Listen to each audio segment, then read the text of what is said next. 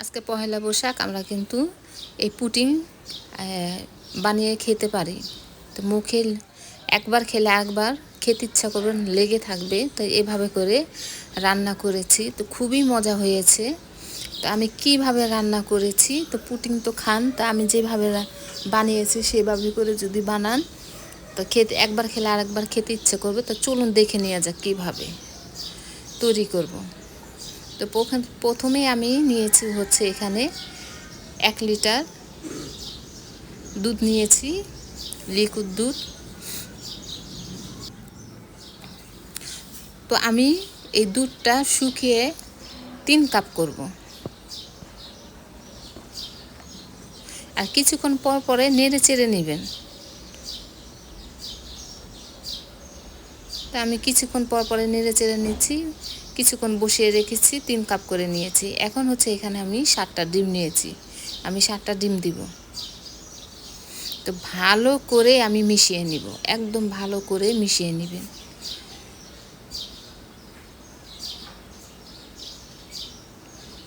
এখন হচ্ছে আমি চিনি দিয়েছি, এখানে চিনি দিয়েছি 1 কাপের কম, সামান্য একটু কম দিয়েছি। ভ্যানিলা এসেন্স দিয়ে দিবেন, তাহলে ডিমের একটা যে গন্ধটা থাকে সেটা চলে যাবে। এখন হচ্ছে আমি এখানে 3 কাপ দুধ দিব। তো দুধটা যতটা শুকাবেন পুডিংটা ততটা মজা লাগবে। আপনি যদি দুধটা 2 কাপ করেন আরও মজা বেড়ে যাবে। তা এখানে হচ্ছে এখানে আমি পানি দিয়েছি আধা কাপ, আর হচ্ছে চিনি দিয়েছি আধা কাপের কম। এখন হচ্ছে ভালো করে এটা আমি করব।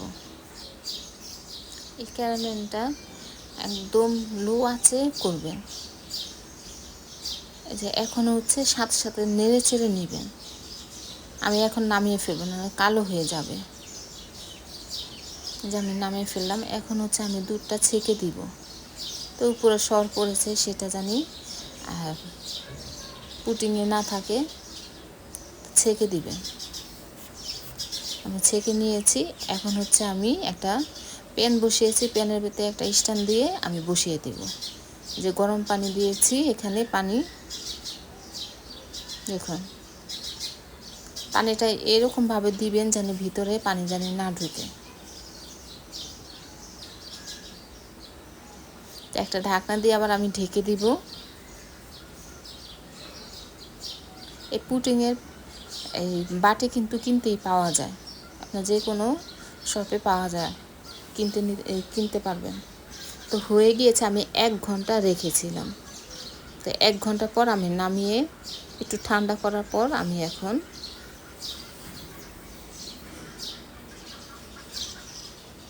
সাথে সাথে উল্টাবেন না। তো আমি কিছুক্ষণ রেখেছি, তারপর আমি উল্টিয়ে ফেলেছি। তো দেখুন এইভাবে করে কিন্তু আপনারা বানিয়ে খেতে পারেন। তো বিকেলে কিন্তু বাচ্চাদের দিতে পারেন এরকম করে। তো খুবই মজা হয়েছে।